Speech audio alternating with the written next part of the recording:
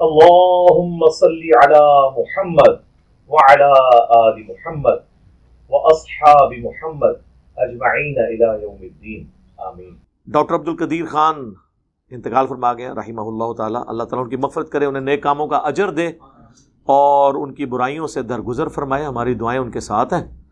باقی ہم اس مجلس کے اینڈ پہ میں ہر دفعہ جو فوت شدگان ہیں ان کے لیے دعا کرواتا ہوں، انشاءاللہ اس دعا کا حصہ انہیں بھی پہنچ جائے گا انشاءاللہ۔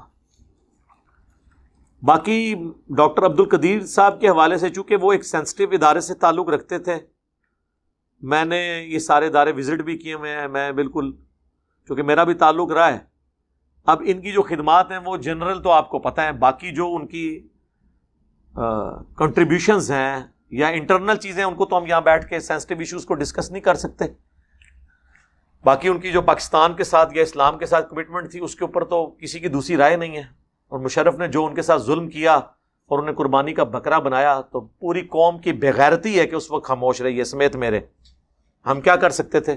جابر حکمران ہم پہ مسلط تھے، لیکن کم از کم اب قوم کو اجتماعی طور پہ ان کی اس موت کے وقت معافی مانگنی چاہیے، اللہ کے حضور ان کے لیے دعا کرنی چاہیے۔ ان کی زندگی میں تو ہم عوام الناس تو مانگتی رہی، جماعت اسلامی نے بھی کافی مسئلہ اٹھایا، ہماری عدلیہ نے بھی بڑا شرمناک رول ادا کیا، آخری وقت تک ان کی پٹیشن فائل تھی کہ انہیں عام پھرنے کی اجازت دی جائے۔ باقی جو لوگ ان کے ساتھ ظلم ہوا اس کا دفاع کرنے کے لیے بڑی باتیں کرتے ہیں، دیکھیں کمزوریاں ہر انسان میں موجود ہوتی ہیں، اور اس کا یہ مطلب نہیں ہے کہ کسی ایک بندے کو آپ قربانی کا بکرا بنائیں۔ وہ کہتے ہیں نہیں جی ان کو تو امریکہ مانگ رہا تھا، ہم نے ان کے حوالے نہیں کیا، یہی ان کے لیے بہت بڑا اجر ہے۔ تو وہ اکیلے تو نہیں تھے جو ان پہ الزامات لگتے ہیں، پاکستان میں تو ایک سوئی نہیں کوئی باہر لے کے جا سکتا اس سینسٹیو چیزوں کی، کیونکہ اوورال تو ساری سیکیورٹی ہماری ریاستی اداروں کے پاس ہے۔ ایک بندے کو قربانی کا بکرا تو وہ تو شکیل افریدی کو بھی مانگ رہے ہیں کتنے عرصے سے، آپ نے اس کو بھی تو جیل میں رکھا ہوا ہے نا، تو نہیں حوالے کیا۔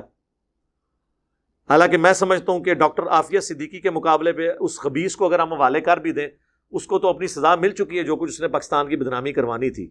شکیل افریدی نے، وہ جو ڈاکٹر تھا وہ اسامہ بن لادن کا اس نے جو پوری کی تھی، وہ دیں مردود ہمارے کس کام کے ان کے حوالے کریں غدار کو، اس کے بدلے میں ہم اپنی اس بہن کو یہاں واپس لیں، کر لیں ادلا بدلا۔ لیکن ہمارے حکمرانوں کی نہ پچھلے حکمرانوں کی جرت تھی کہ وہ بات کریں، نہ اس حکمران کی جرت ہے کہ یہ سامنے بیٹھ کے یہ بات کریں۔ ہاں ادھر تقریریں ان لوگوں سے کروا لیں جتنی مرضی، یہاں وہ باتیں کریں گے۔ تو اس طریقے سے ڈاکٹر عبد القدیر صاحب کے ساتھ بھی میں سمجھتا ہوں کہ اس قوم نے جس طرح اپنے سارے محسنین کے ساتھ یہ کرتے رہی ہے، محمد علی جناح سے لے کے آج تک ان کے ساتھ بھی کوئی اچھا سلوک نہیں تھا، عوام الناس ان کے لیے دعا کرتی تھی۔ باقی ان میں بشری کمزوریاں موجود تھیں، وہ میرے پاس فرسٹ ہینڈ نالج ہے، لیکن وہ تو پاکستان میں اکثر ایلیٹ کلاس کے اندر اس طرح کی کمزوریاں موجود ہوتی ہیں۔ لیکن اس شخص کی ایک قربانی تھی کہ اس نے اپنی لائف کا جو پیک تھی جس وقت، اس وقت اس بندے نے اپنی لائف کو سٹیک پہ لگا کے پاکستان کے لیے اتنی بڑی قربانی کی۔ اور اس کے بعد پھر ذوالفقار علی بھٹو کو بھی سلام ہے کہ انہوں نے ان کو انڈورس کر کے، ویسے اٹامک انرجی کا جو ادارہ ہے نا پاکستان اٹامک انرجی کمیشن، یہ تو 50s میں ہی قائم ہو چکا تھا، اور پاکستان جو ایٹمی طاقت بنا اس میں میجارٹی رول اسی ادارے کا ہے، لیکن اس میں جو سب سے کرٹیکل ایک سٹیج تھی، وہ جو سٹیج ہے وہ ڈاکٹر عبد القدیر خان نے پاکستان کو عبور کروائی ہے۔ اب وہ سینسٹیو باتیں ہیں مجھے کیمرے میں کرنے کی، ویسے آپ نیٹ پہ پڑھ جائیں تو آپ کو پتہ چل جائے گا، تو کیونکہ میں اس لیے کہہ رہا ہوں کہ جو اٹامک انرجی کے لوگ ہیں نا وہ ان سے بڑے جیلس ہوتے ہیں۔ یہ علیحدہ سے ان کا ادارہ ہے اپنا کوٹا، یہ خان ریسرچ لیبس، جسے کوٹا بھی آپ کہتے ہیں، ریسرچ لیبس کہتے ہیں، ویسے وہ خان ریسرچ لیبس ہے KRL، اور یہ ہے Pakistan atomic energy commission PAEC، یہ دونوں الگ ادارے ہیں۔ اس لیے آپ دیکھیں اس وقت ڈاکٹر سمر بھی تھے جب وہ بٹن دبایا جا رہا تھا، ڈاکٹر عبد القدیر بھی تھے، دونوں کی کنٹریبیوشن ہے۔ کرٹیکل جو چیز تھی، زیادہ کام اٹامک انرجی کا ہے، لیکن اس میں جو آپ سمجھ لیں دل ہے نا اس کا، وہ کام ڈاکٹر عبد القدیر نے کیا تھا۔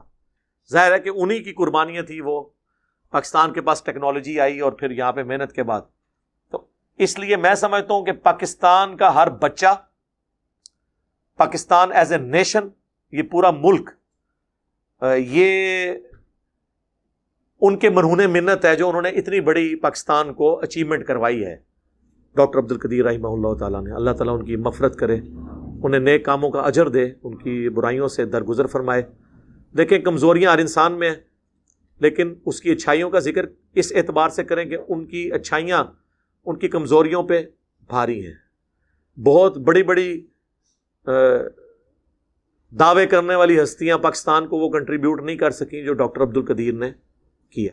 میں کہتا ہوں جی محمد علی جناح اور ڈاکٹر اقبال کے بعد اگر کوئی تیسرا بندہ ہے نا جس پہ پوری پاکستانی قوم متفق ہے, تو تیسرا نام جو ہے نا وہ ڈاکٹر عبد القدیر کا ہے. اگر کوئی کہتا ہے ان سے کوئی بھاری پرسنالٹی ہے جس کو سارے پسند کرتے ہوں, سارے فرقوں کے, سارے پولیٹیکل جماعتیں, ایون وہ لوگ جنہوں نے ان کو یہاں تک پہنچایا, وہ بھی صرف کمزوری اپنی آقاؤں کے آگے شو کرتے ہیں, ادروائز وہ بھی ان سے محبت کرتے ہیں. اور وہ نظر بند تھے اپنے گھر میں, یہ نہیں تھا کہ انہیں جیل میں پھینکا ہوا تھا, لیکن پھر بھی یار یہ کہنا آسان ہے. آپ کو دنیا کی ہر فیسلٹی دے کے ایک جگہ بٹھا دیا جائے نا اپنے گھر کے اندر بھی, تب بھی انسان کی ایک نیچر ہے, وہ نہیں رہ سکتا, اس کا بھی دل کرتا ہے باہر نکلے. نظر بندی ہوتی ہے. لوگ تو بڑے آسانی سے کہہ دیتے ہیں جی گھر کے اندر نظر بند ہے. گھر کے اندر کتنی دیر آپ رہ سکتے ہیں؟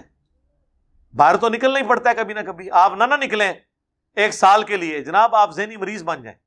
چاہے آپ کو دنیا کی ہر فیسلٹی ہو, آپ پوری دنیا کی خبریں آپ کے پاس آ رہی ہوں, انٹرنیٹ آپ کے پاس ہو, سب کچھ ہو, گھر میں رہ نہیں. انسان کی اللہ نے نیچر ایسی بنائی ہے کہ اس کو باہر نکلنا پڑتا ہے. اللہ تعالی ہمیں بھی ایز اے قوم معاف کرے جو ہم نے ان کے ساتھ سلوک کیا, اور اس کی وجہ سے جو انہوں نے تکلیفیں اٹھائیں اس صبر پہ انہیں اجر دے, اور وہ اجر ان کی غلطیوں کا کفارہ بن جائے.